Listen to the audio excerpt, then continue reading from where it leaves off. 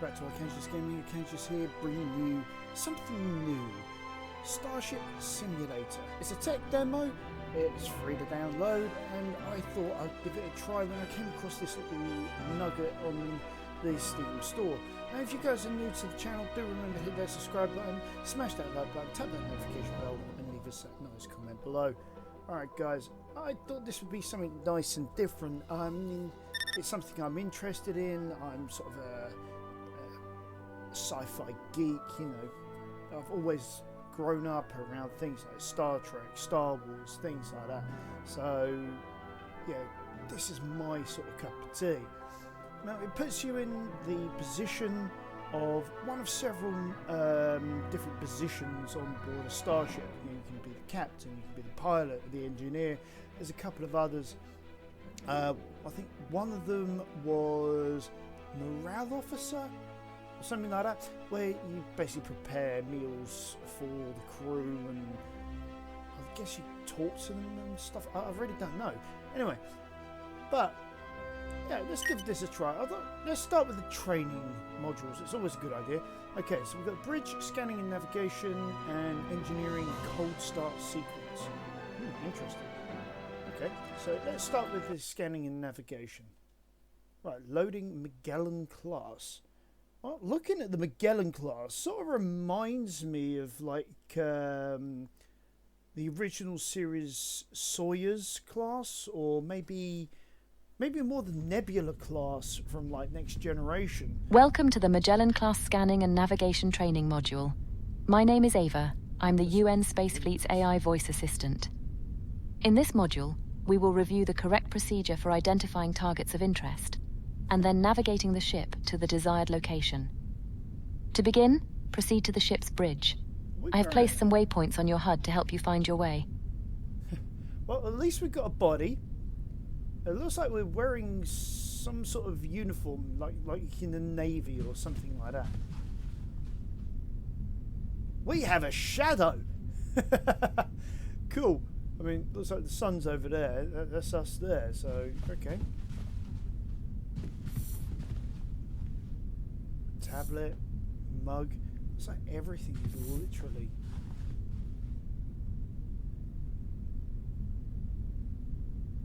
It said... Oh, wow, look at that. Literally everything is touchable. Open the doors, you can lock it. It looks like you can actually add a security code, things like that. Ooh. Definitely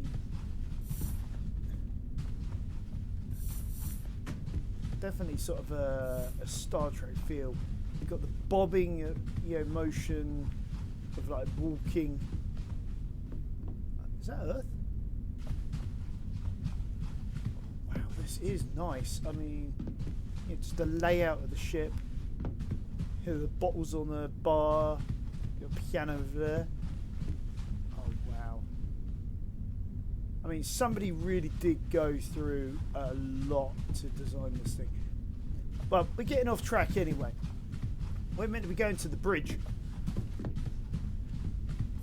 So, oh look at that! Sort of a textured wall as well. You know, not your simple flat stuff that you normally get in a lot of games. It's actually textured. Welcome to the bridge. This is the ship's nerve center, where you have command and control over any ship system. Right now we're interested in the sensors, so make your way over to that console and take a seat. Okay, that's actually interesting. I like the idea of sort of this holographic display in the center, and you've got these seats all pointing towards the middle. And look at this. That's where we're going. It seems to be... This station is responsible for scanning space around the ship and highlighting any targets of interest for the command staff. Before we perform any scans, however, let's take a look at the different sensor modes available to us.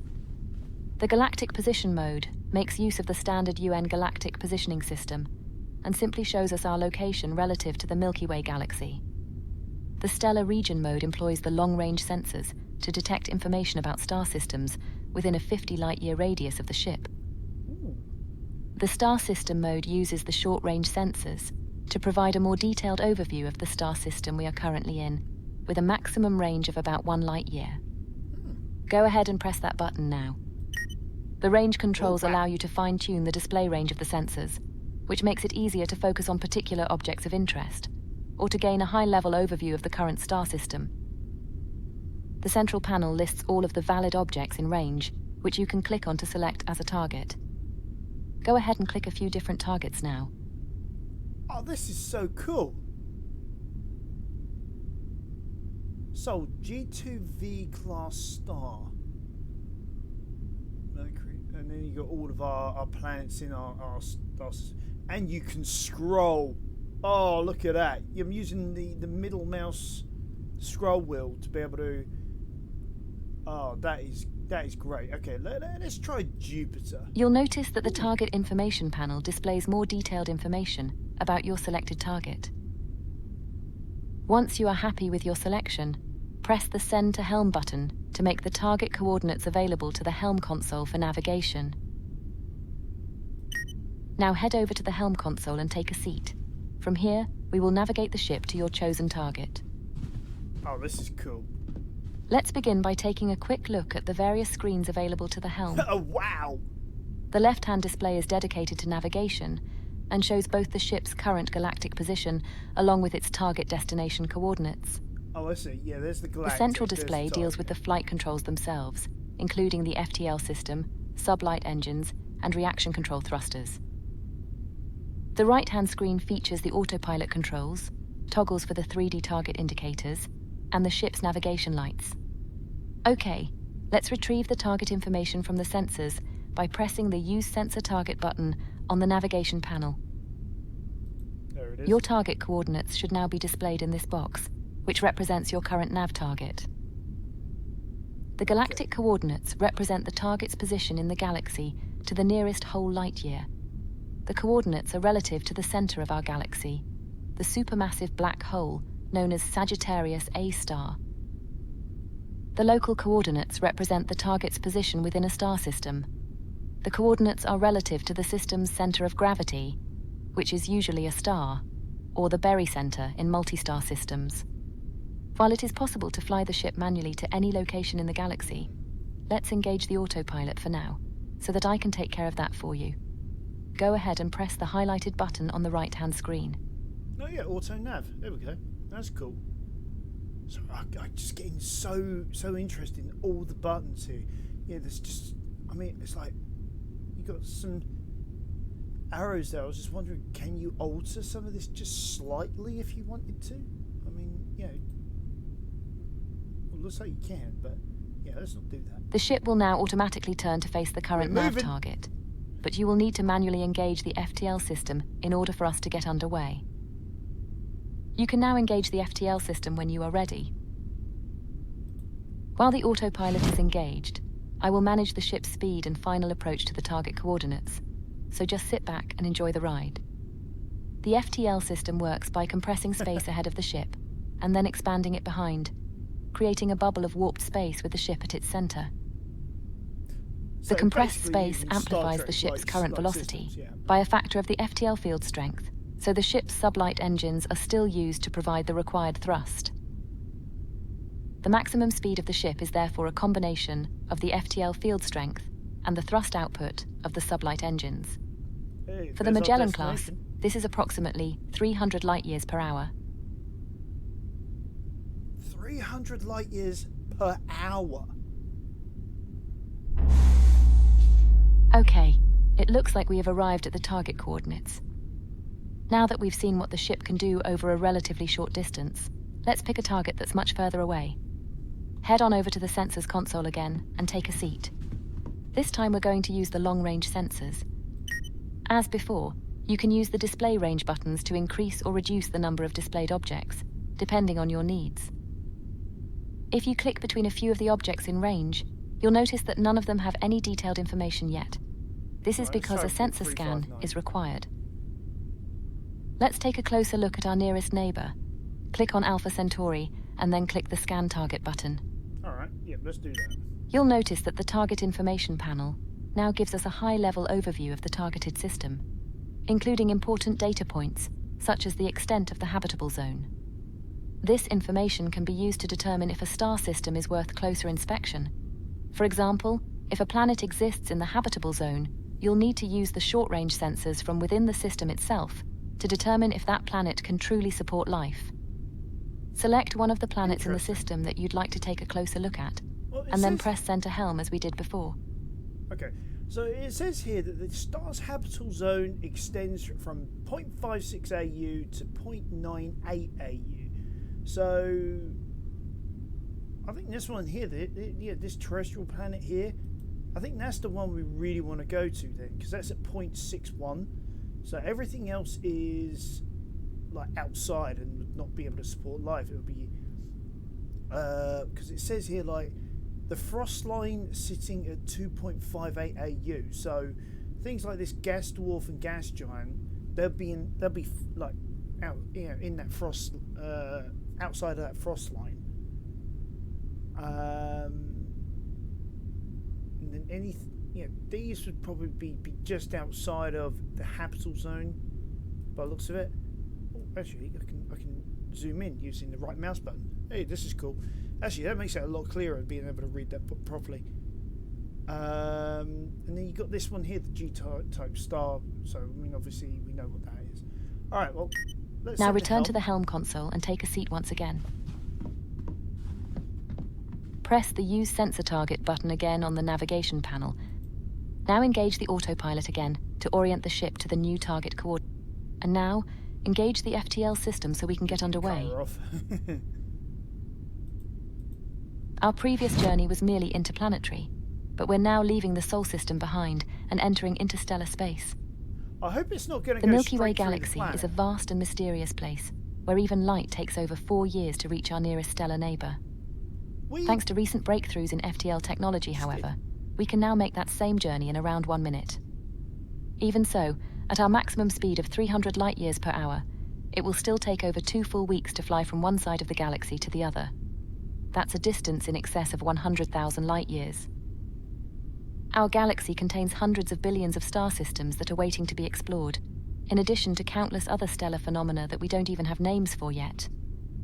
This ship and her crew are tasked with exploring distant new worlds, seeking out new life in all of its diversity, and making peaceful first contact with any intelligent species that are encountered along the way.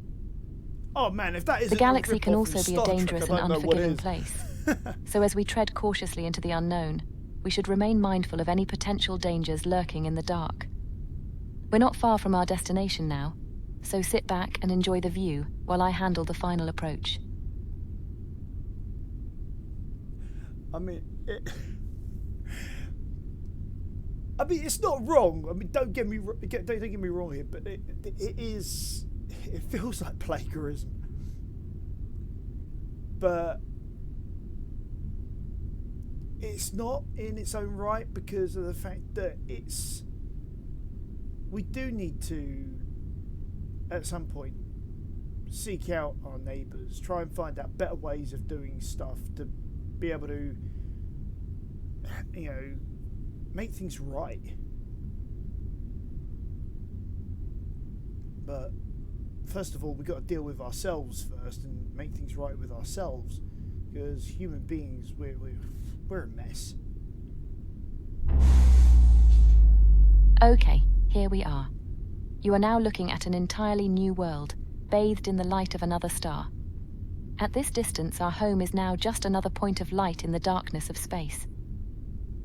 Does life exist here? What new things can we discover on this world? These are the questions that this ship was designed to answer. This concludes the scanning and navigation training module. You are free to continue exploring if you wish, but please be aware that your progress will not be saved. Thank you, and goodbye. Alright, so... I love how these seats literally just swivel as well, allowing us to move where we need to. Alright. Work in progress. Brilliant. Again, work in progress. Oh, this must be like the captain's chair or something. So you see, we've got condition normal, yellow alert. Oh, literally, the lights turn yellow. Red alert. Alright, let's go back to condition normal for a minute. Emergency lighting. Okay, cool. Disco mode. Alright. Yeah, who wouldn't want a disco on the bridge, I guess. Test alien virus.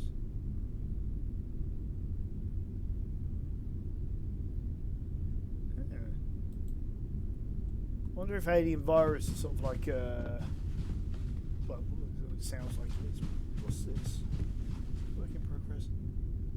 Bridge shield. Raise and lower shield. Okay.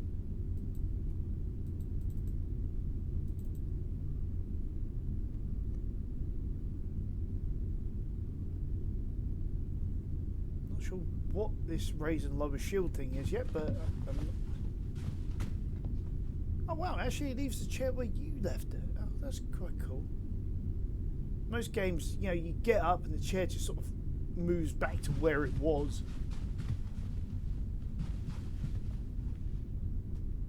Oh wow, they really have put a lot of thought into this. Got here. Distributor aid deck. Feed bridge lighting, free bridge hardware, aid deck lighting, aid deck hardware. Internal bus, input feeds. Oh, wow, that is quite, yeah, it's quite a lot of information to take in. Nothing on that side. Alright. There's a work in progress up here as well. I mean, yeah, I mean it's not the full game, so what were you expecting really? Alright, well let's go back to main menu for now. Let's try the other training module. Cold start sequence. This is as an engineer. So this is obviously one of the other roles that we would have to take care of. So the two stations we've just done in Star Trek was a bit like Ops and Com. So welcome to the Magellan class cold start training module. My name is Ava. I'm the UN Space Fleet's AI voice assistant. In this module, we will review the correct procedure for starting up the ship's fusion reactor and then supplying power to the vessel. The ship is currently in a cold and dark state, so for your safety, I have taken the liberty of turning on your torch for you. Thank you. To begin, follow the waypoints on your HUD to the lower floor of the reactor room.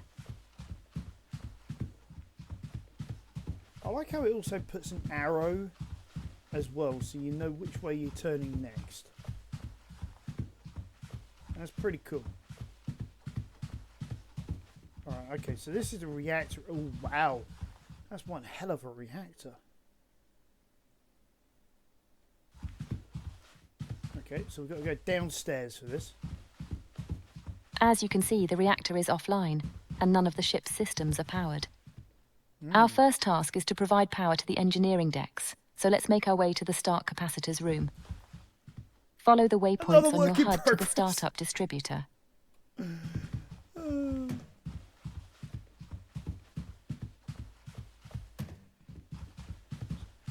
startup distributor. Was this like a metal floor? Okay. As its name suggests, the startup distributor routes energy from the start capacitors to the engineering decks, and also provides the reactor with the power it needs to create the initial fusion reaction. You'll notice the device is already powered because the start capacitors are fully charged. Let's go ahead and get some lights on by connecting all of the breakers. Start with the G-deck breakers, as indicated.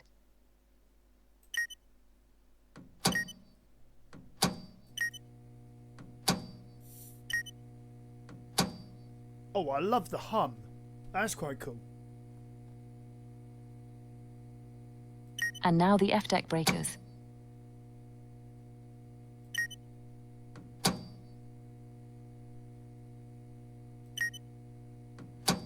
think I went ahead of myself. And finally, the reactor supply itself. Excellent. Now we can see what we're doing. You can go ahead and turn off your torch by pressing T. The reactor controls should now be online, so let's walk back to the reactor room and take a look. Placeholder, I'm guessing.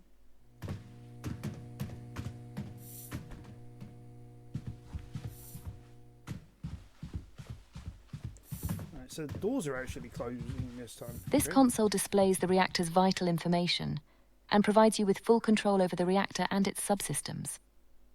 On the left-hand side, we have the coolant section, which shows the liquid helium coolant flow and the condition of the magnetic field coils. On the right-hand side, we have the electrical section, which shows the reactor's main electrical bus, along with its input and output feeds. In the center, we have the reactor's main display, where we can control the fusion reaction itself. As you can see from all of these alarms, it would be impossible to initiate a stable fusion reaction under the current conditions, so let's fix that. The first thing we need to do is supply power to the reactor's internal bus. Great. Now that the reactor has power, we can activate the vacuum pump to start purging the confinement chamber. The chamber pressure should now be dropping. To sustain a fusion reaction, we need an internal pressure of less than 10 nanopascals. While we wait for the confinement chamber to reach its target pressure, let's take care of the reactor's fuel and coolant supplies. Exit the reactor room via the door behind you, and follow the waypoints on your...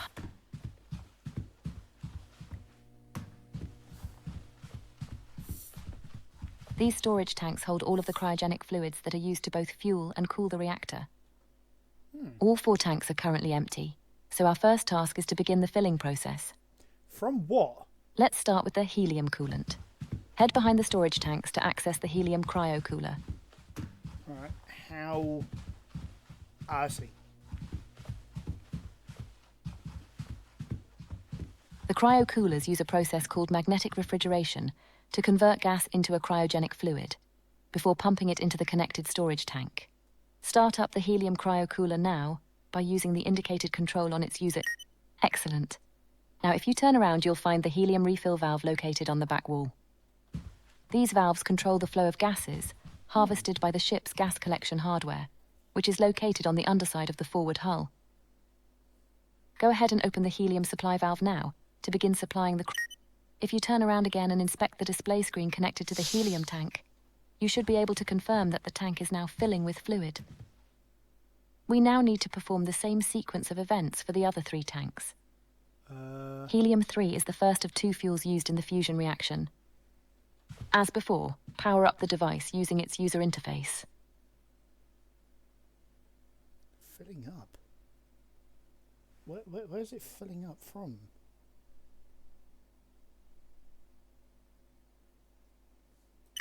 And now open the helium-3 refill valve behind you to start filling its associated tank.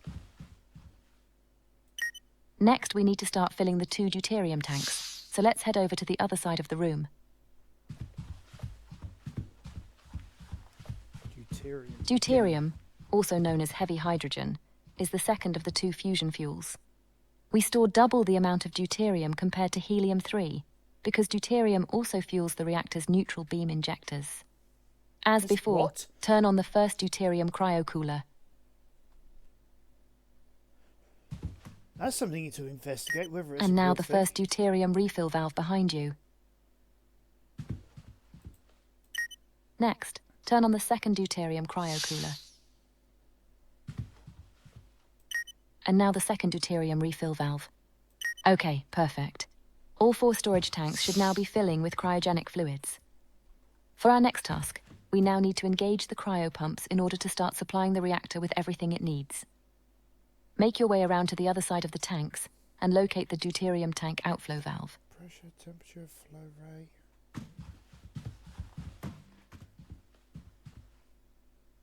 Ah, there we go. That's what I was looking for. So, I would... there's one there as well. Aha, bingo. Alright. That's what I couldn't find earlier. Open the deuterium outflow valve to begin supplying fluid to its connected cryopump. Next, power on the pump itself using the button indicated on it. Excellent. That's half of the fuel mix taken care of. Now head over to the helium-3 tank outflow valve. As before, begin by opening the helium-3 outflow valve. And now engage the helium-3 cryopump. Perfect. All we have to do now is take care of the coolant flow. Head over to the helium tank outflow valve. Now open the helium outflow valve. And finally, power on the helium cryopump. There we go.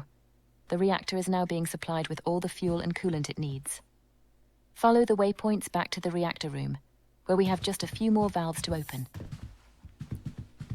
Wow, this really is detailed.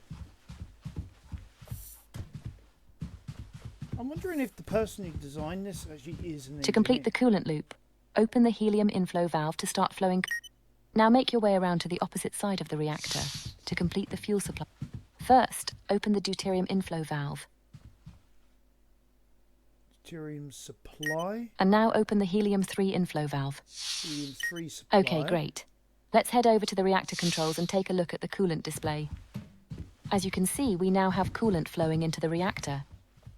This has begun the process of cooling down the magnetic field coils, which must reach temperatures below 20 Kelvin in order to become superconductive. Okay, the temperatures look good. You can now power up the field coils. With a solid vacuum established, the field coils powered up, and fuel flowing into the reactor, you are now free to initiate the fusion reaction. Congratulations! You have now successfully started the fusion reactor. For safety, the reactor automatically starts up at only 10% of its rated power. This means high voltage systems, such as the FTL drive, will be underpowered until you increase the reactor output. Let's resolve that now. Increase the power level to 100% using the indicated controls. You'll notice that you can increase the power beyond 100%, but doing so for an extended period will overheat the reactor, causing damage and forcing an uncontrolled shutdown. Okay, we now need to provide power to the rest of the ship. With the reactor now powering itself, you can go ahead and switch the internal bus mode from startup to supply. Perfect. If we now head around to the opposite side of the reactor output distributor should now be powered up. I'm guessing that's this console here then. This device distributes the reactor's output to the ship's high voltage systems, which are in fact the only systems powered directly by the reactor. The rest of the ship is powered by 48 individual battery arrays, which we now need to begin charging using the reactor's output. Go ahead and connect all 5 of the output breakers here. Right, so sublight distributor, weapons distributor, shields, faster than light, and battery. Excellent. If you turn to your left, you'll see the 5 high voltage distributors are now coming online. Head over to the main battery distributor. This device takes the high voltage reactor feed and distributes it to each of the 8 battery rooms on F-deck. Go ahead and connect all 8 output breakers.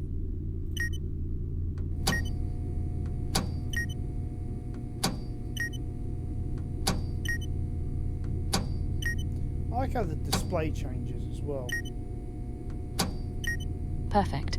The battery arrays should now be charging, but we should perform a visual inspection to make sure. Follow the waypoints on your HUD to port battery room 1.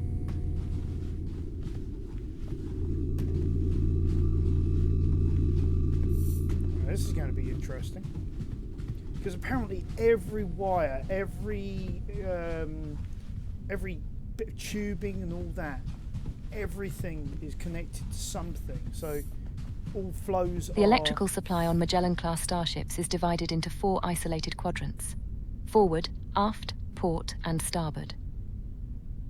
For increased redundancy, each quadrant is powered by 2 physically isolated battery rooms just like this one.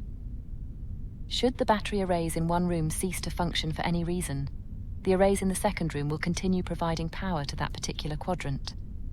Similarly, power to one quadrant can be lost entirely, without impacting the supply to the remaining 3 quadrants. Okay, let's take a look at one of the individual battery arrays. Okay, which one is it after? This one. On the left-hand side of the user interface, you have controls for managing the input and output breakers. And in the center, you have controls and information relating to this array's 10 solid-state battery cells. If we did everything correctly, all of the cells should now be slowly charging up. For the next step, we now need to connect each of the 8 battery rooms to the ship's electrical grid. This task will take us into the ship's labyrinth of maintenance tunnels, so be sure to watch your head. Follow the waypoints on your HUD to port battery aggregator 1.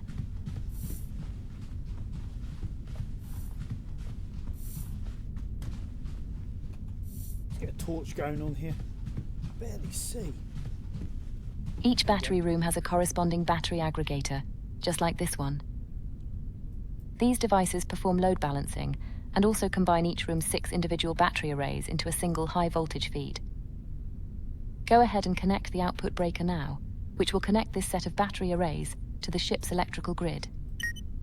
Okay, 1 down and 7 more to go. Next, head over to port battery aggregator 2. As before, connect this aggregator's output breaker. That takes care of the port battery rooms. Let's make our way to the forward quadrant next.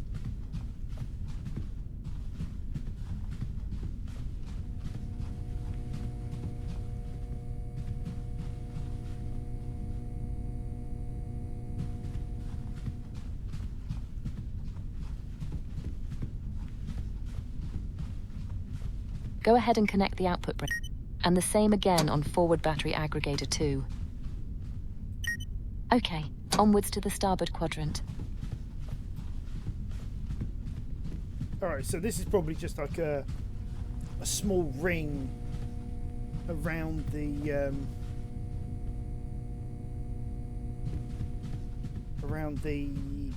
fusion reactor, and then obviously there must be more going outwards somewhere. Same again. Connect and the second starboard aggregator. Almost done. Just the aft quadrant to go. Now let's speed things up a little.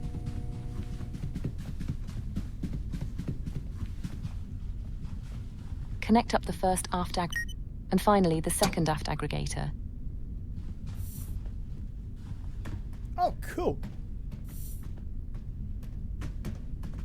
Wow, big room, nothing in it.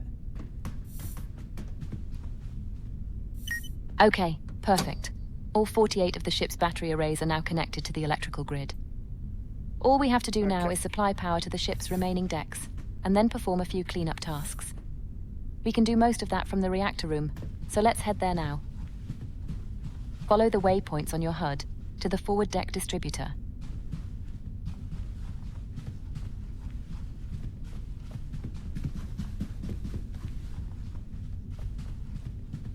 I think I've gone the wrong way.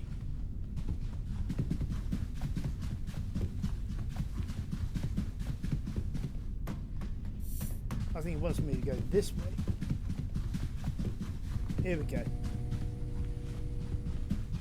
Oh, stairs.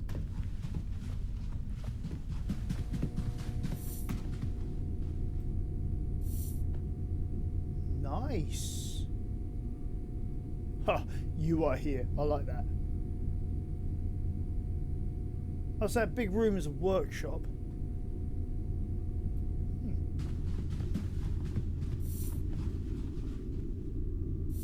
Ah, here we are. Each deck in a given quadrant is fed by a deck distributor, which takes the total electrical load of that quadrant, and then load balances it between the 2 connected battery aggregators. Go ahead and connect the output breakers for all 7 decks in this quadrant.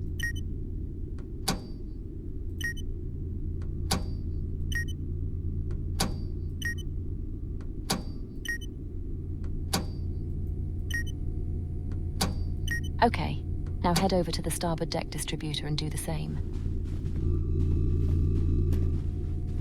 Well, it's not exactly easy to do, but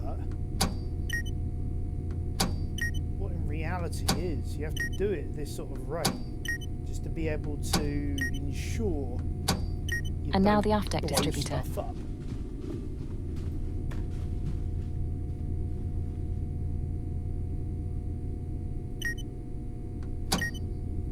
I wonder if we can go quicker. And finally, the port deck distributor. Maybe we can do it at our own rate. Perfect. All quadrants on every deck now have power available from the ship's main battery arrays. You'll notice, however, that the ship is still under emergency lighting conditions because F and G decks are still using the start capacitor's supply. To resolve this, we simply have to switch the 4 quadrant distributors on F and G decks over to the main battery feed.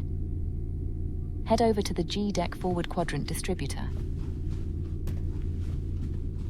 Each deck has 4 of these devices, 1 for each quadrant. They are fed by the corresponding deck distributor. Go ahead and switch this quadrant over. That's better. Now we can really see what we're doing.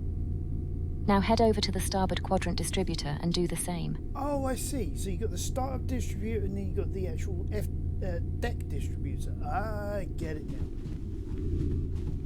So it can't be on both. It's got to be one or the other. And now the aft quadrant distributor. And finally, the port quadrant distributor. That's G deck taken care of. Let's do the same for F deck. Head upstairs to the F deck forward quadrant distributor. As before, and now the same on the starboard quadrant distributor. I'm not sure it really matters which order. And again on the aft quadrant distributor. In reality. And finally, the port quadrant distributor. Well done.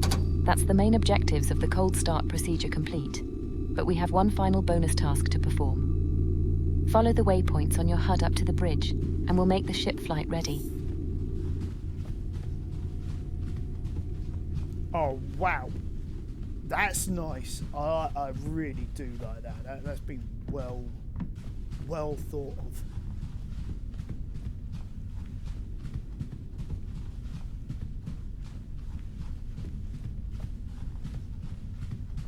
So that's a Deck C Science Labs.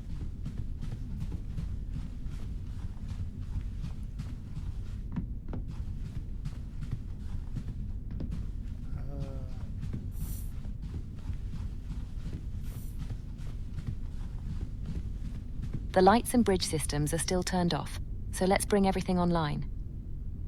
Head over to the A-deck distributor in the engineering alcove. Now go ahead and turn on the bridge light, and now power up the bridge systems. Oh, well, we were looking at this earlier. There we go. You have successfully started the fusion reactor, routed power to all of the ship's decks, and brought the bridge online into a flight-ready state. It's routed power. This concludes the Magellan-class cold start training module. Good luck, and I hope you'll join me again in future training modules. Well, that was actually quite interesting. You know, being able to do what, like, I don't know, like Geordie LaForge or you know, would do on the Enterprise D or something like that. You know, that was really quite interesting. Is that like a radar dish or something on top of the ship? I'm guessing it is. But yeah, I noticed this as well. Customized character, customized ship. So I thought, let's have a look at that. Oh god, we're playing as an old guy. Jeez, I know I'm almost 45, but come on. Okay, so there you go. You got all the different departments there. You got the role. Admiral. Okay. Rankings.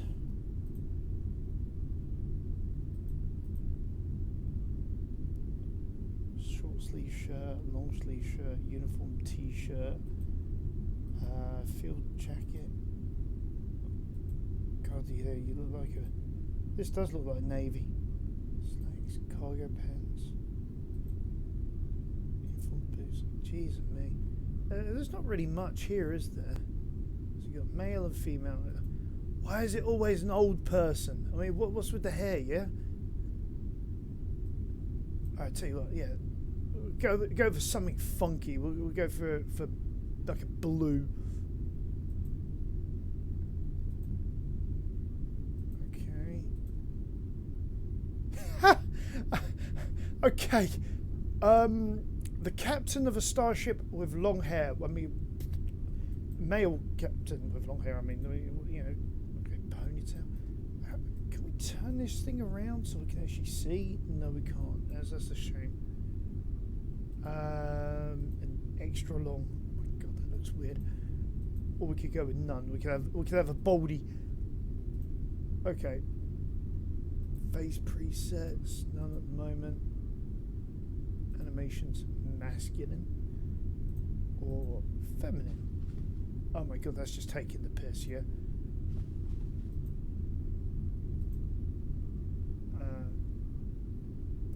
We'll cancel that for now. Okay, that's interesting. Right, customize Starship. So we could change the name with the reg number, all this sort of thing. So,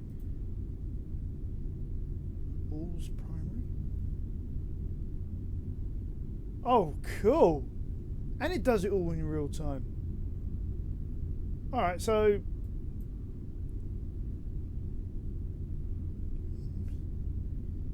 say more something more purpley. So maybe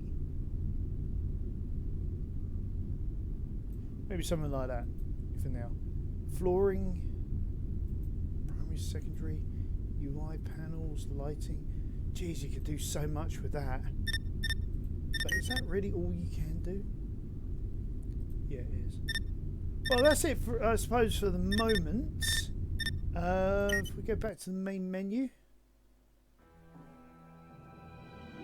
I mean, that's just the tutorials, guys. I mean, we've spent quite a lot of time on that. So I think what I'll do is I'll leave it here for now. I think next time we come on, we'll do a start new mission and we'll actually play the game proper and see what this game allows us to do. I mean, like I say, this is only a demo. It's an alpha release. As you can see down here, it's an alpha build 0.224. So it's still in early stages. There's still probably a lot they're still working on. I mean, but this is huge, guys. I mean, we've got a massive game here that we could potentially lose ourselves in, exploring the universe. I mean, wow. I mean, so far I'm impressed. I say so far because that was only the training modules. I mean, we haven't actually seen what the real game entails yet. What we can do, if there's any life out there that we can talk to or anything like that, and see what this actually tries to throw our way, what funny settings we can get ourselves in. So join me next time, guys, and we will try a start new mission and see where we wind up. Alright guys, thanks for joining me. I'll catch you next time on Kansas Gaming. Do remember to subscribe. Hit that like button, smash it even give us a nice comment, guys. You know, I love it when you guys interact with me. You know, let me know what you guys thought of this game. You know, what you guys would like in terms of games for me to try out next. Because I want to expand this channel's repertoire and things that we are getting into, things like that. I mean, I know I don't have much. At this moment in time, but I'll see what I can do to help you guys, to give you guys some enjoyment and excitement, and see if we can expand this channel. Alright guys, bye for now.